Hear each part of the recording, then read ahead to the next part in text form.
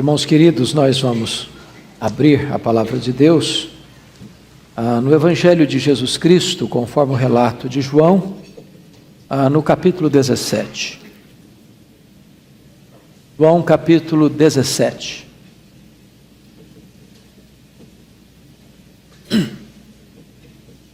Versos 1 a 26. A oração sacerdotal de Jesus.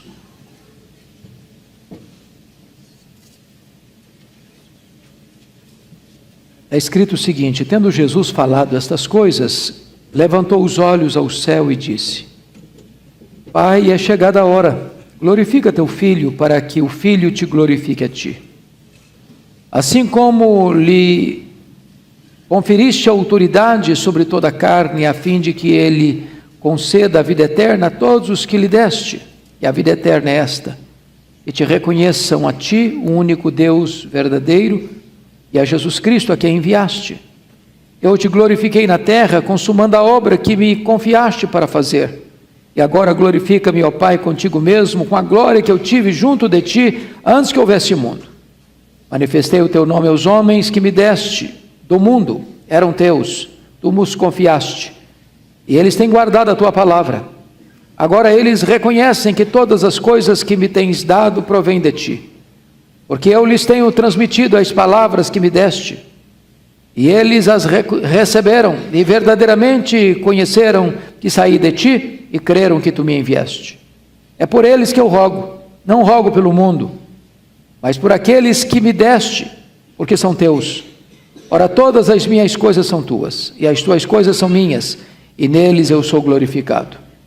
Já não estou no mundo, mas eles continuam no mundo, ao passo que eu vou para junto de ti. Pai Santo, guarda-os em teu nome, que me deste, para que eles sejam um assim como nós. Quando eu estava com eles, guardava-os no teu nome, que me deste, e protegi-os, e nenhum deles se perdeu, exceto o filho da perdição, para que se cumprisse a Escritura. Mas agora vou para junto de ti, e isto falo no mundo, para que eles tenham o meu gozo completo em si mesmos. Eu lhes tenho dado a tua palavra, e o mundo os odiou, porque eles não são do mundo, como também eu não sou. Não peço que os tires do mundo, e sim que os guardes do mal. Eles não são do mundo, como também eu não sou. Santifica-os na verdade, a tua palavra é a verdade.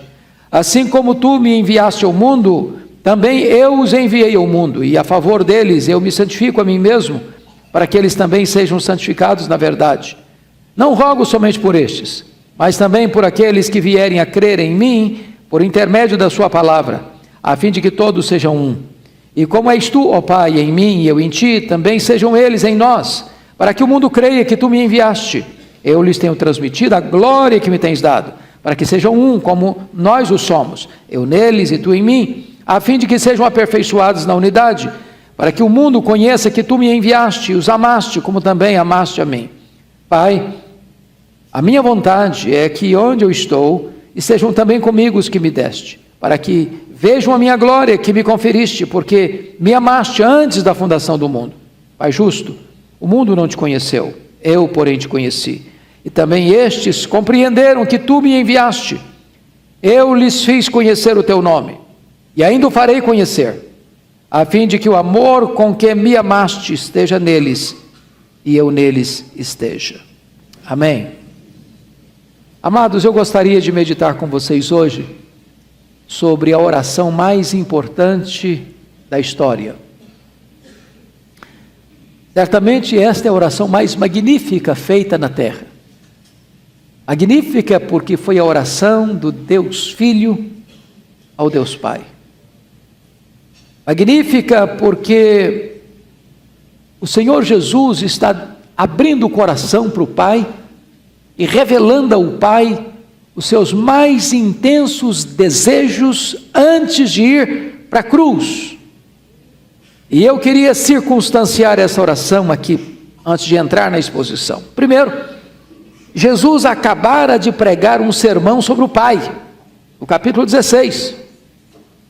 E agora, ele que pregara esse sermão para os discípulos sobre o Pai, agora ora ao Pai em favor dos discípulos.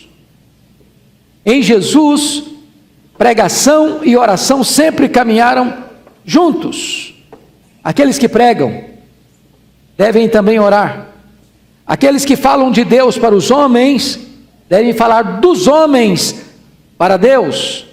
Somente tem poder para falar aos homens aqueles que prevalecem diante de Deus em oração. Ele termina encorajando os seus discípulos no capítulo 16: tem de bom ânimo, porque eu venci o mundo. E agora ele fala ao Pai acerca disso na sua oração. Qual é o conteúdo dessa oração? Se você leu atentamente comigo, esta oração está dividida em três súplicas distintas. Nos versos 1 a 5, Jesus ora por si mesmo. E ele diz ao Pai que concluiu sua obra aqui na terra. Nos versos 6 ao 19, ele ora pelos seus discípulos imediatos, pedindo ao Pai que os guarde do mundo e do maligno. E nos versos 20 a 26, ele ora por aqueles que haveriam de crer ainda, ou seja, por você e por mim, pela igreja, para que nós sejamos um nele, a fim de que o mundo pudesse crer que o Pai o havia enviado. E esta unidade da igreja traz glória para o nome de Deus. Qual o contexto imediato em que ele faz essa oração? Ele está no cenáculo. Ele está ministrando aos seus discípulos as últimas lições. Ele já lavou os pés dos discípulos. Ele já instituiu a ceia. Ele já falou da casa do Pai. Ele já falou da sua segunda vinda. Ele já falou do céu. Ele já havia desmascarado Judas Iscariotes. Ele já havia falado para os seus discípulos que eles seriam dispersos. E agora ele está a caminho do Getsêmani, onde seria preso, e onde seria levado para o julgamento, e levado à morte, morte de cruz. E é nesse contexto que ele levanta os seus olhos aos céus e conversa com o Pai. E é muito importante entender a ênfase desta oração. Ele não pede absolutamente nada para os seus discípulos em termos de bens materiais, ou de livramento de qualquer sofrimento. Ele não pede bênçãos terrenas.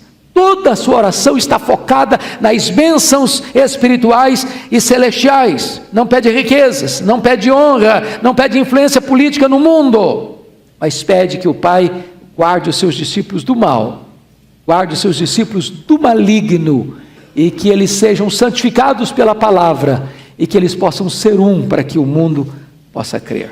Eu poderia então, à luz desse texto, resumir os pedidos de Jesus em 4 áreas distintas. Primeiro, ele pede e instrui sobre salvação, depois de segurança, depois sobre santidade, depois sobre unidade. Vamos olhar então esse texto. Com a Bíblia aberta comigo, acompanhe por favor a exposição. Primeiro, ele trata de salvação nos versos 1 a 5. E ele começa dizendo que o instrumento da salvação é a cruz.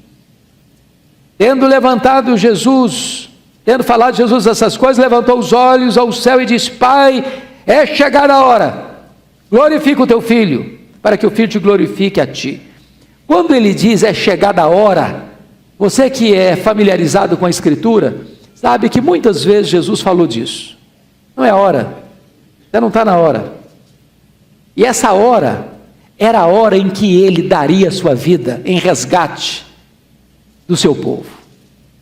Era a hora da cruz. Era a hora que ele seria pregado no madeiro, que ele verteria o seu sangue. Esse era o grande momento.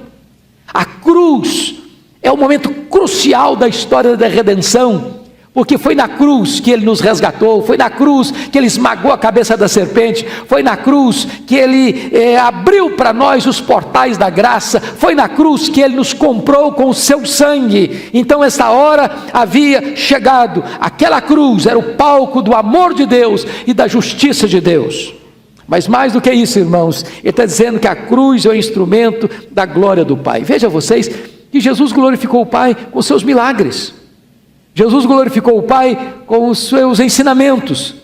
Jesus glorificou o Pai com a sua vida. mas nada glorificou mais o Pai do que a morte de Jesus. Preste bem atenção nisso. É chegada a hora, e Ele está pedindo: glorifica o teu filho, para que o filho te glorifique a ti. Na cruz o filho foi glorificado, porque foi lá na cruz que o filho, de maneira eloquente, sem comparação e paralelos, revela para você e para mim o quanto o Pai o amou. Você quer saber o quanto Deus ama você? Olhe para a cruz. Você quer saber o quanto Deus revelou sua justiça, punindo o seu filho com morte e cruz? Olha para a cruz de Cristo. Ali o Pai despejou sobre ele a ira que devia despejar sobre nós, e ali o Pai revela a você e a mim o seu amor infinito e o seu amor eterno.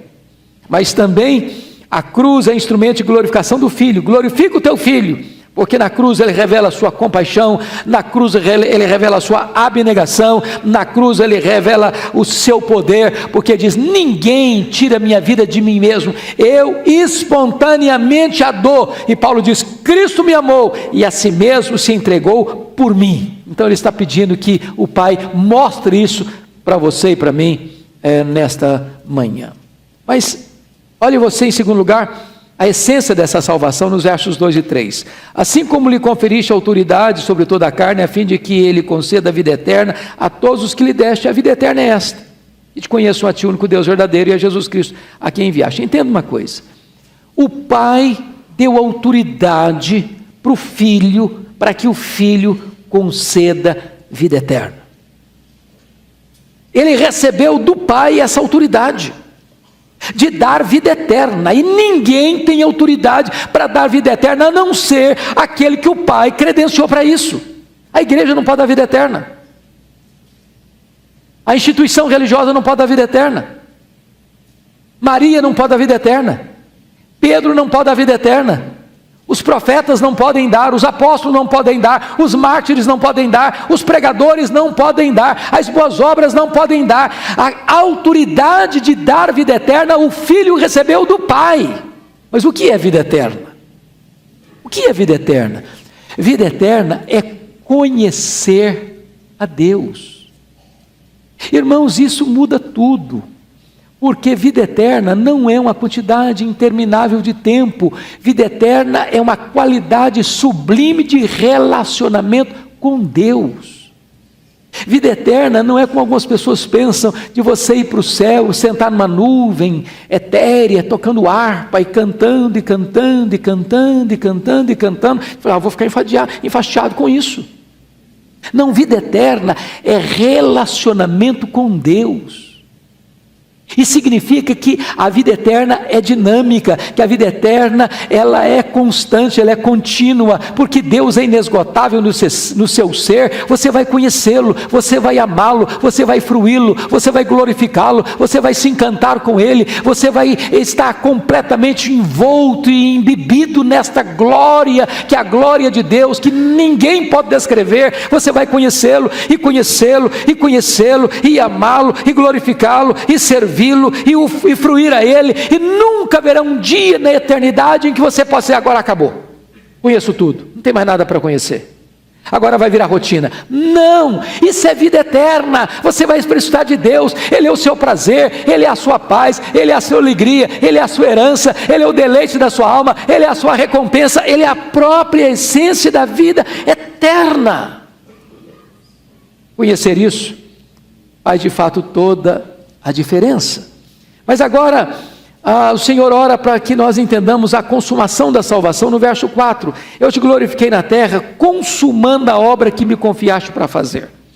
Isso é maravilhoso, porque vamos entender o que Jesus Cristo disse na cruz. A sexta palavra da cruz foi: está consumado. E essa palavra, está consumado, é uma única palavra no grego, a palavra tetelestai. E eu já disse aqui em outras ocasiões, e talvez alguns se recordem, mas temos pessoas novas aqui que não ouviram essa explicação. A palavra tetelestai, quando trata da consumação da salvação, ela era uma palavra que tinha 3 significados muito importantes na língua grega. Primeiro, Quando um pai encarregava um filho de uma missão específica e o filho concluía essa missão, ele voltava para o pai e dizia assim: papai, tetelestai. Pois o pai confiou ao filho uma obra: vir ao mundo, se fazer carne, morrer na cruz, ressuscitar, voltar para o céu, concluir essa obra. Essa obra seria concluída na cruz. Ali ele pagou o preço, ali ele quitou a nossa dívida, ali ele comprou-nos com seu sangue.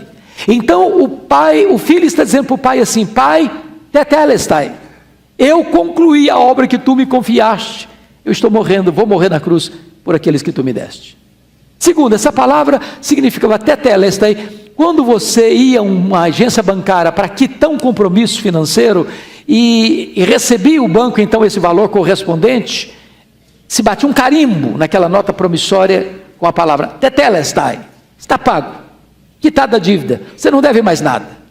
Quando Jesus está na cruz, e ele está representando o que vai acontecer na cruz, ele está dizendo o seguinte: eu estou pagando a sua dívida aqui, você agora não deve mais nada, agora você está quites com a lei de Deus, agora você está quites com a justiça de Deus, agora você está justificado.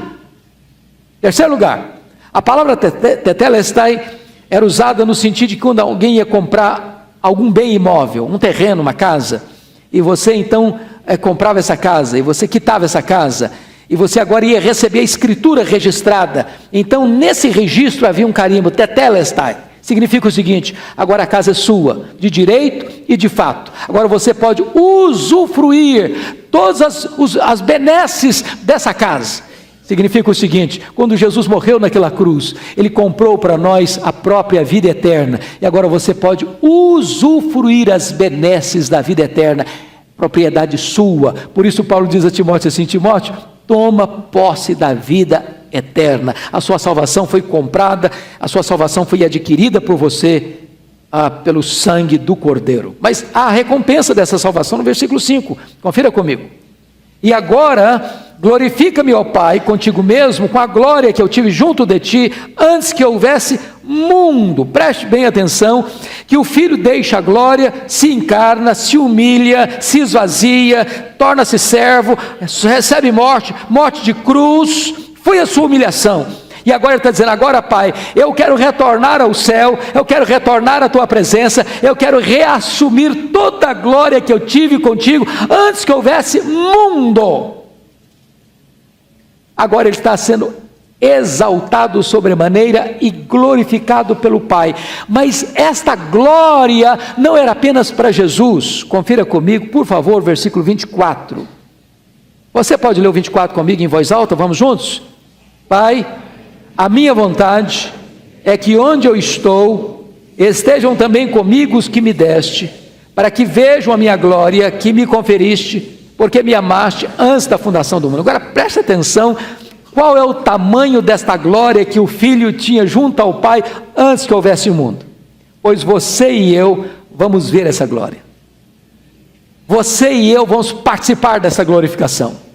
Você e eu vamos contemplar toda esta glória suprema que o Filho tem, porque o Pai o exaltou sobremaneira, lhe deu o nome que está acima de todo nome, e você vai ver, você vai contemplar, você vai usufruir, você vai desfrutar de toda a glória que o Filho tem junto com o Pai por toda a eternidade. Sua salvação não apenas está garantida, mas você vai usufruí-la na sua plenitude máxima.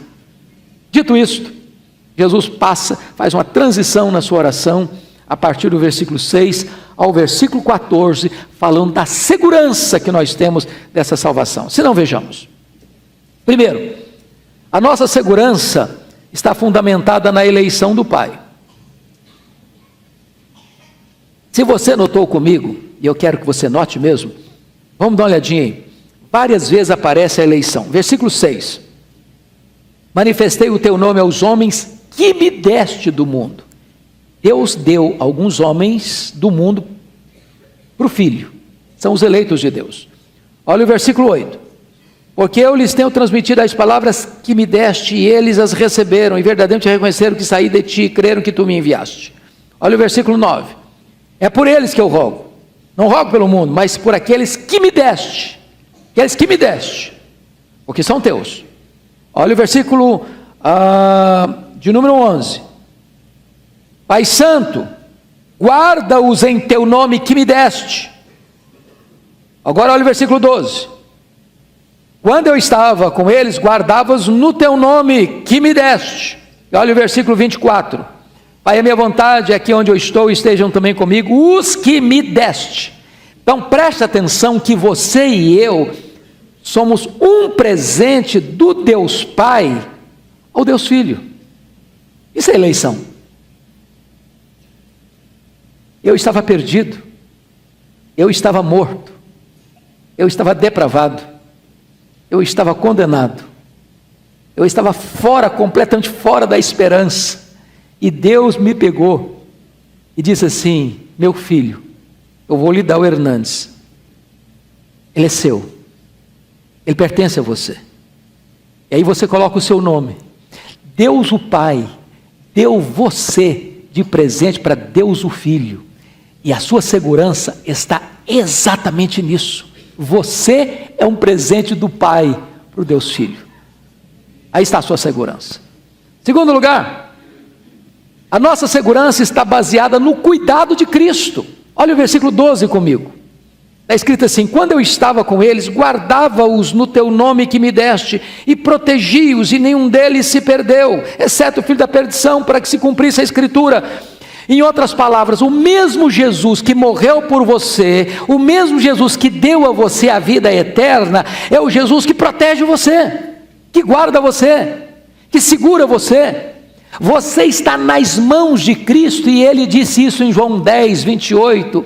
Eu conheço as minhas ovelhas, eu dou a elas a vida eterna, e ninguém as arrebatará das minhas mãos. Então a sua segurança de salvação não está pelo fato que você é um crente maravilhoso, que você é um crente que ora muito, que você é um crente que lê muita Bíblia, que você é um crente que frequenta muita igreja, que você é um crente que pratica boas obras. Tudo isso você precisa e deve fazer. Mas a sua segurança está no fato de que a sua vida está nas mãos de Jesus. É Ele quem segura, é Ele quem guarda, é Ele quem protege, é Ele quem mantém a sua salvação intacta e garantida por toda a eternidade. Terceiro, a nossa salvação, a nossa segurança está baseada na intercessão de Cristo. Se não, vejamos, olha comigo o versículo 9. É por eles que eu rogo. Não rogo pelo mundo, mas por aquele que me deste, por aqueles que me deste, porque são teus. Olha o versículo de número 11. Já não estou no mundo, mas eles continuam no mundo, ao passo que eu vou para junto a ti. Pai Santo, guarda-os em teu nome que me deste, para que eles sejam uma, assim como nós. Agora olha o versículo 15. Não peço que os tires do mundo, e sim que os guardes do mal. Agora olha o versículo 20. Não rogo somente por estes, mas também por aqueles que vierem a crer em mim, por intermédio da sua palavra. Então preste bem atenção aqui, irmãos amados. O Senhor Jesus está fazendo pedidos ao Pai a nosso respeito. E Ele fez 2 pedidos, bem específicos.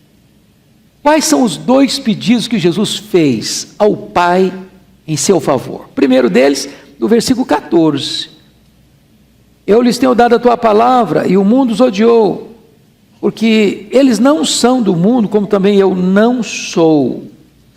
Não rogo que os tires do mundo, e sim que os guardes do mal. Ele está pedindo que nós sejamos guardados do mundo, e guardados do mundo. O que é o mundo, irmãos? Alguém pensa que mundo é ir na praia. Que mundo é você botar uma mulher botar um adereço, um batom, cortar as pontas dos cabelos. Tem que pensa que mundo é você ir numa festa. Não, não é isso que é mundo. Mundo é um sistema.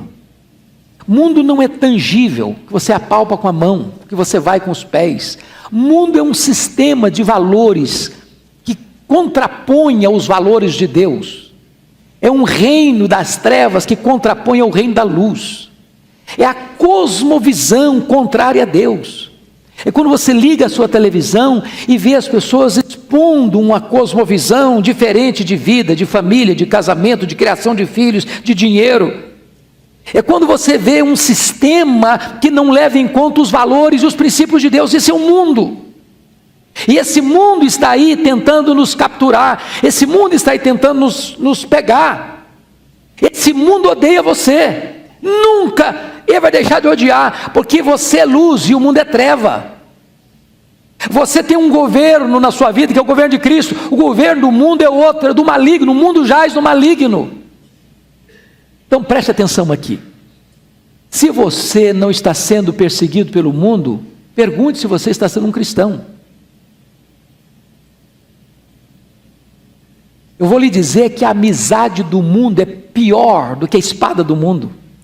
É por isso que Jesus Cristo disse, a Bíblia diz assim, não ameis o mundo, nem as coisas que há no mundo, porque aquele que ama o mundo, o amor do Pai não está nele. É por isso que Tiago diz assim, infiéis, não sabeis que a amizade do mundo é inimizade contra Deus? É por isso que Paulo diz assim, não vos conformeis com este mundo vai ser seu opositor.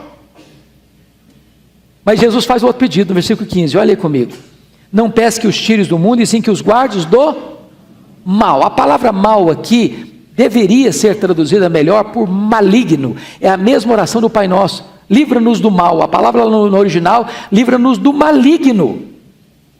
Existe um maligno, irmãos. Não só o sistema do mundo é perverso, mas por trás desse sistema existe uma entidade, que é um ser caído, com toda uma corja de demônios atrás. Que Paulo diz, a nossa luta não é contra o sangue e a carne, mas contra principados, potestades, dominadores deste mundo tenebroso, contra as forças espirituais do mal, nas regiões celestes. Existe o maligno, existe o diabo, existe Satanás, seus demônios, que estão aí, nos atacando, nos tentando, nos oprimindo, e Jesus está orando, Pai, livra-os do maligno. Você deveria orar todo dia, Pai, livra-nos do maligno. Essa é a oração do Senhor Jesus Cristo, por você e por mim. Pois bem, depois que Jesus trata então da salvação e da segurança da salvação, ele vai tratar da santidade, versículos 15 a 20. Veja bem o que eu vou lhe dizer. A nossa entrada no céu será inteiramente pela graça e não pelas obras, mas o céu em si mesmo não seria céu para nós sem um caráter de santidade. Pense comigo, um crente nominal, não nasceu de novo, mas ele é crente, membro da igreja, foi batizado, segue alguns rituais da igreja, mas o coração dele não está aqui, o coração dele está no mundo. Ele não se deleitaria no céu, porque o céu é um lugar de santidade, e dá prazer para ele é o pecado. Então, você entra no céu pela graça, mas você só desfruta o céu se você for santo. Sem santidade ninguém verá Deus, porque Ele é santo. Então agora Jesus vai tratar de santidade. A primeira coisa que Jesus trata aqui no texto, somos santificados pela palavra. Olha comigo o versículo 17. Vamos juntos? Leia comigo. Santifica-os na verdade, a tua palavra é a verdade. Meu amado irmão, eu vou fazer uma perguntinha para você. Quanto tempo você dedica num dia de 24 horas para estudar a Bíblia? Porque às vezes, irmãos, a gente usa a Bíblia para vir para a igreja. Aqueles que ainda usam. Voltam para casa, botam a Bíblia num instante ou em cima de uma mesa e fica lá. O resto da semana. Eu já contei uma historiazinha engraçada, mas real, de um pastor que foi visitar uma irmã. E aquela irmã tinha ganhado um presentinho, aqueles presentinhos assim de lembrança, uma colherzinha de mexer o café, muito bonita, mas muito bonita mesmo. E o pastor foi fazer uma visita e ela quis honrar o pastor e botou aquela colherzinha na mesa para mexer a xícara de café. E o pastor foi embora. Pediu a Bíblia da irmã para fazer uma leitura, leu a Bíblia, e fechou a Bíblia, e o pastor foi embora, e a colherzinha sumiu. E a mulher ficou muito brava, e fez suspeitas do pastor, comentou com ele, falou, pastor, acho que roubou a nossa colherzinha, achou bonita, coitado, fraqueza dele, né? Deve ter levado, não é possível, ninguém estava mais aqui em casa, sumiu a colherzinha e foi embora. Um ano depois o pastor volta na casa, fazer a visita. E a mulher, coitada, também com as suas fraquezas, não conseguiu manter-se em silêncio. Falou: "Ô pastor, esse ano estou muito chateado com o senhor." Falou: "O que foi, minha irmã?" No dia que o senhor veio aqui, minha colherzinha de estimação sumiu. Eu acho que foi o senhor que levou. Falou: "Irmã, só me desculpe, fui eu não. Fui não. Mas não tinha ninguém aqui, pastor, sumiu." Falou: "Irmã, me dá a sua Bíblia, vamos fazer uma oração, vamos fazer uma leitura." Quando abriu a Bíblia, que estava lá a colherzinha. 1 ano. Você quer ser santo, irmão? Começa a ler Bíblia. Então não usa a sua Bíblia como um livro mágico. Tem muita gente que usa a Bíblia como um livro mágico, entendeu? Eu conheço muitos crentes que abrem no Salmo 91 e bota lá, assim, bem bonito. Vai espantar demônio. A Bíblia não é talismã. A Bíblia é livro mágico, irmãos. Tem outros crentes que são mais assim espirituais. Vou ver o que Deus vai revelar para mim. Fecha o dedo. Pô, irmão, não é assim que lê a Bíblia, não. A Bíblia é um livro inteligente, a Bíblia é um livro claro. Pense você, se você recebesse a carta de alguém, uma carta extensa, aí você bota o dedão lá numa página, vou ver o que essa pessoa quer dizer para mim. Está fora do contexto.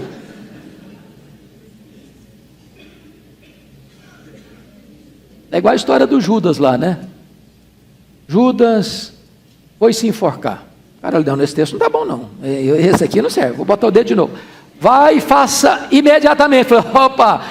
Não pode, irmão. Leia a Bíblia, leia, estude, medite. Se você quer ser santo, estude a palavra. Segunda coisa, somos santificados pelo correto relacionamento com o mundo. Olha o que Jesus está pedindo para nós. Primeiro, confira comigo, nós não somos do mundo. Olha o versículo 16, você lê o 16 comigo? Eles não são do mundo, como também eu não sou.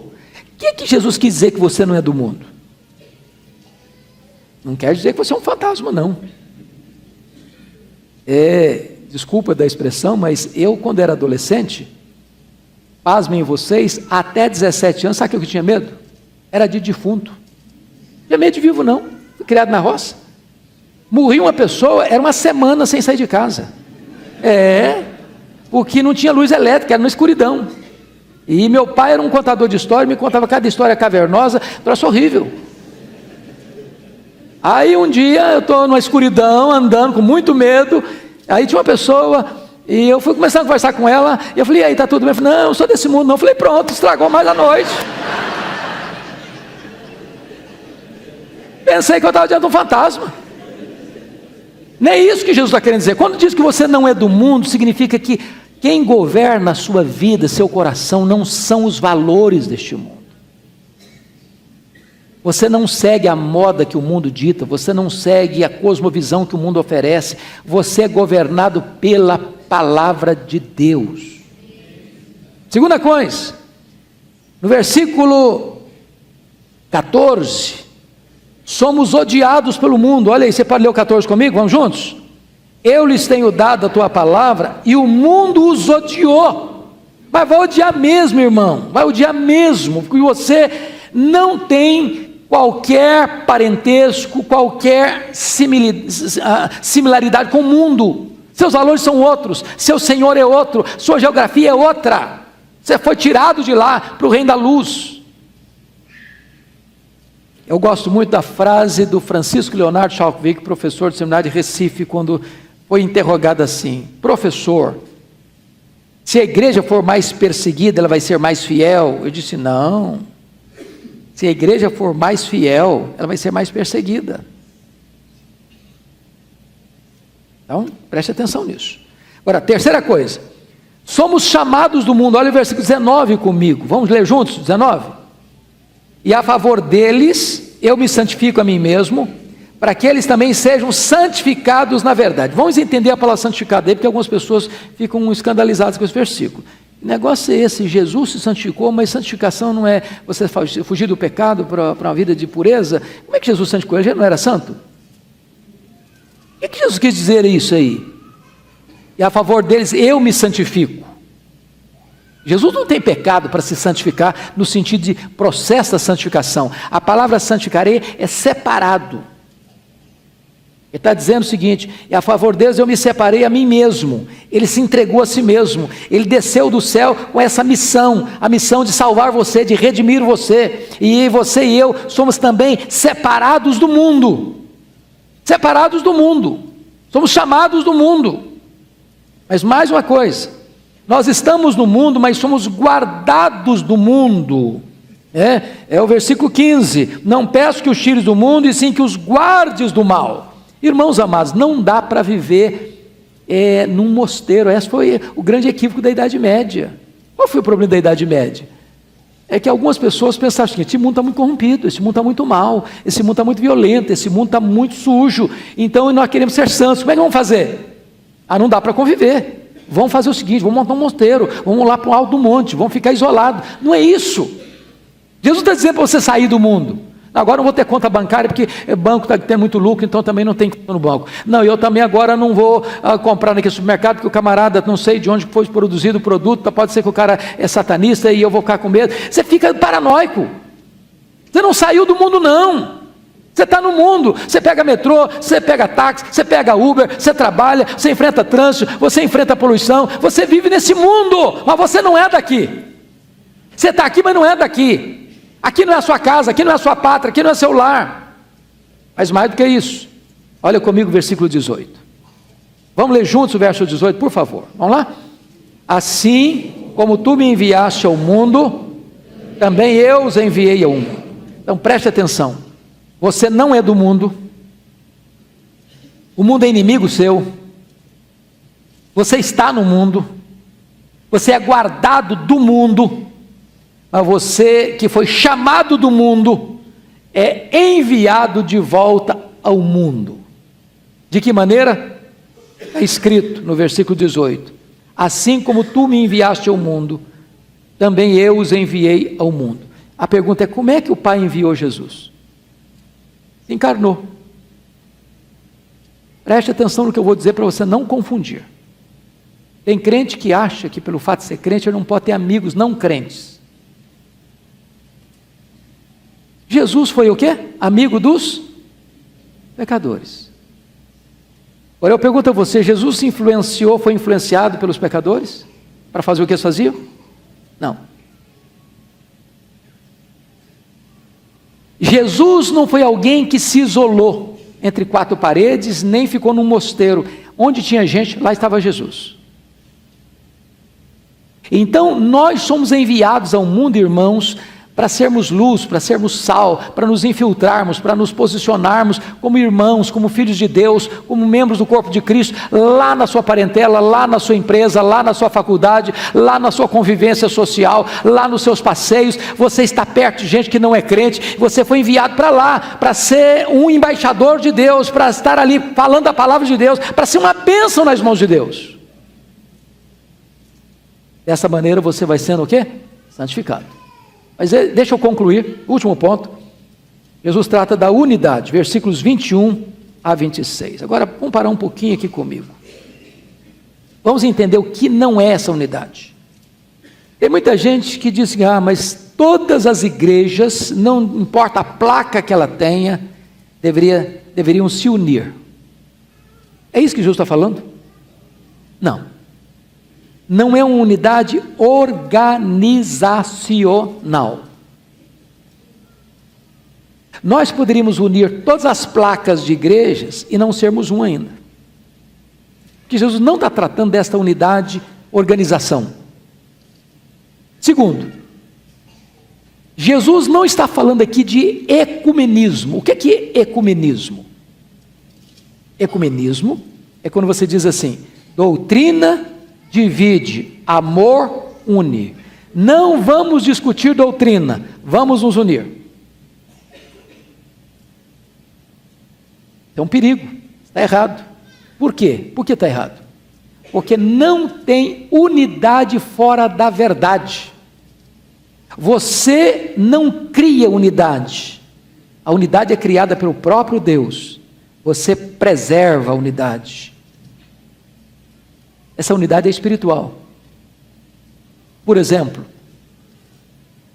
nós estamos numa igreja presbiteriana, um templo presbiteriano. Aí você vai na rua da esquina, tem uma igreja Assembleia de Deus, uma igreja batista, uma igreja metodista, uma igreja congregacional. É outra placa, tem outro sistema de governo, tem algumas nuances secundárias divergentes, mas você é um com essa pessoa. Por quê? Porque só existe uma igreja. Não é presbiteriana, não é batista, não é Assembleia de Deus, não é metodista, não é congregacional, não é esta nem aquela. A única igreja que existe, que vai morar no céu, é a igreja formada de todos aqueles e só daqueles que foram lavados no sangue do Cordeiro. Então, é muito importante você entender, para você não criar a ideia de seita. O que é a ideia de seita? A ideia de seita é essa: só eu sou salvo, só eu estou no reino, só eu vou para o céu. A única maneira de você ser salvo é você entrar para a minha igreja, porque só ela é a verdadeira, todas as outras são falsas. Essa ideia é a ideia de seita. A salvação não está nesta igreja, naquela outra igreja. A salvação está em Cristo. Se você está em Cristo, você está salvo. Então, vamos entender o que é isso que Jesus está querendo dizer. Então, vamos lá. Por que nós devemos buscar a preservar esta unidade? Primeiro, porque Jesus pediu isso ao Pai. Vamos dar uma olhadinha? Vamos ver comigo o versículo 11. Parte B. Pai Santo, guarda-os em teu nome que me deste, para que eles sejam um, assim como nós. Então Jesus está pedindo ao Pai, o Deus Filho está pedindo ao Deus Pai essa unidade. Vamos ao versículo 20. Pode ler o 20 comigo? Vamos lá? Não rogo somente por estes, mas também por aqueles que vieram a crer em mim, por intermédio da sua palavra. Então, Jesus está orando para aqueles que haveriam de vir, portanto Ele estava orando por você e por mim, para que nós possamos crer, e ao crer fazemos parte da igreja, que é una. Olha o versículo 21, vamos lá? Todos juntos? A fim de que todos sejam um, e como és tu, ó Pai, em mim, e eu em ti, também sejam eles em nós, para que o mundo creia que tu me enviaste. E o 22 ainda vai longe, ainda prossegue. Eu lhes tenho transmitido a glória que me tens dado, para que sejam um, como nós o somos. Então, por que nós devemos manter a unidade? Porque o próprio Filho pediu isso para o Pai. Então, preste atenção agora. Não entre nesse negócio de ficar brigando com irmãos na fé. Você precisa se opor às heresias, às falsas crenças, às sinagogas de Satanás. Porém, você ficar gastando a sua energia e o seu tempo discutindo ideias com irmãos na fé, ferindo irmãos na fé, machucando irmãos na fé, contraria o que Jesus está pedindo aqui. Sejamos um. Segundo, por que nós devemos lutar pela preservação da unidade? Por causa da nossa origem espiritual. Versículo 21, a fim de que todos sejam um, e como és tu, ó Pai, em mim, e eu em ti, também sejam eles em nós, para que o mundo creia que tu me enviaste. Pensa o seguinte, Jesus está pedindo que você e eu sejamos um, do mesmo jeito que Ele, Jesus, e o Deus Pai são um. Eu pergunto a você, há conflito na Trindade?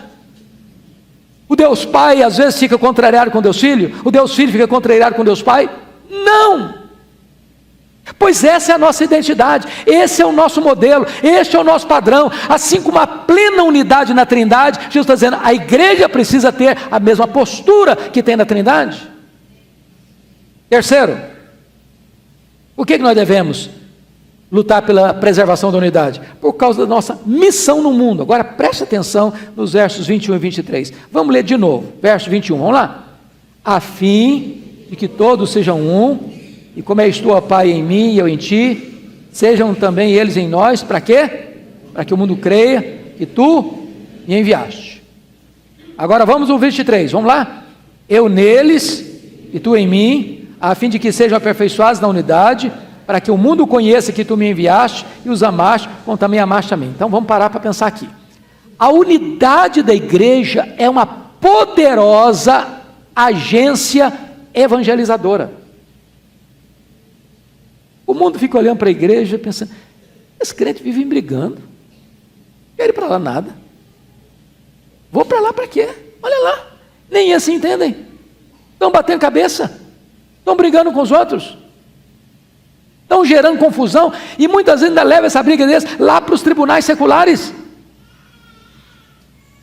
A unidade da igreja credencia a igreja a pregar o evangelho para o mundo com autoridade. No mundo de guerra, no mundo de confusão, no mundo de atritos, no mundo de mágoas, no mundo de ódio, no mundo de desavença, a igreja precisa ser um local onde as pessoas se amem de verdade e sejam um, e as pessoas dizem, é isso que eu quero, é disso que eu preciso. A igreja, um exemplo de vida do evangelho, ela anuncia. Mas, finalmente, irmãos, por que nós devemos ser um? Por causa do nosso destino eterno. Vamos dar uma olhadinha no verso 24? Vamos lá? Todos juntos? Pai, a minha vontade é que onde eu estou, estejam comigo os que me deste, para que vejam a minha glória que me conferiste, porque me amaste antes da fundação do mundo. Sabe o que ele está dizendo? Quer que vocês sejam um, agora, porque um dia vocês vão para o céu, vocês vão ver minha glória, e lá no céu, nós vamos ser um. Lá no céu não vai ter briga.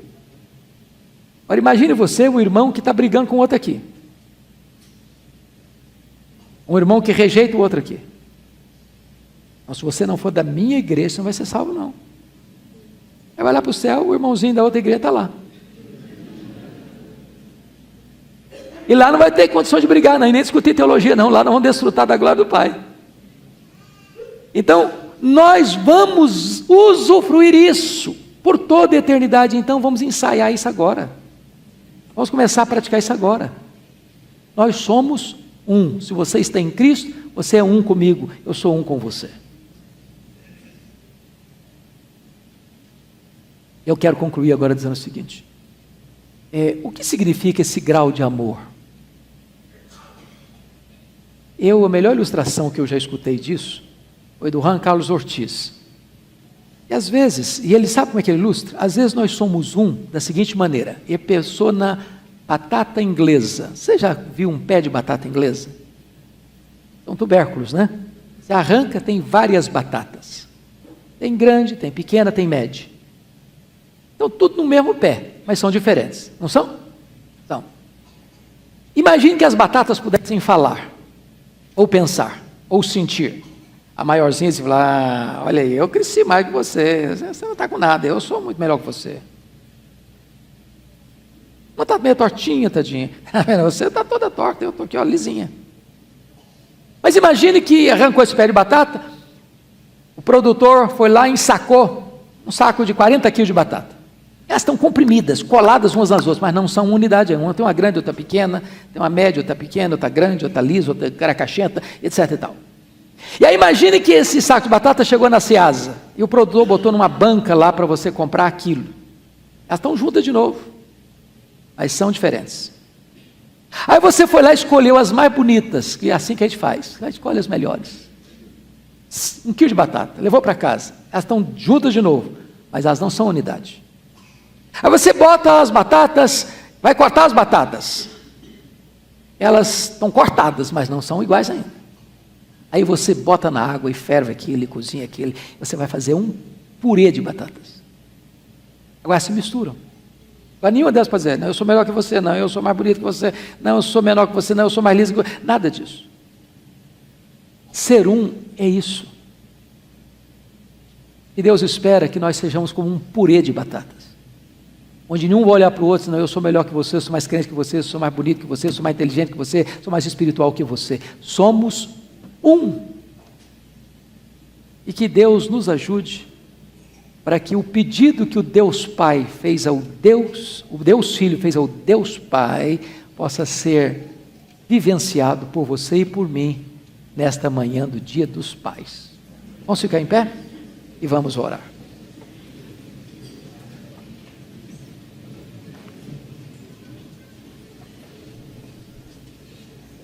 Ó Deus querido, nós te agradecemos muito pela riqueza inesgotável da tua palavra. Esta mais importante oração feita na história da humanidade. A oração do Deus Filho ou Deus Pai, que trata sobre salvação, sobre segurança, sobre santidade e sobre unidade.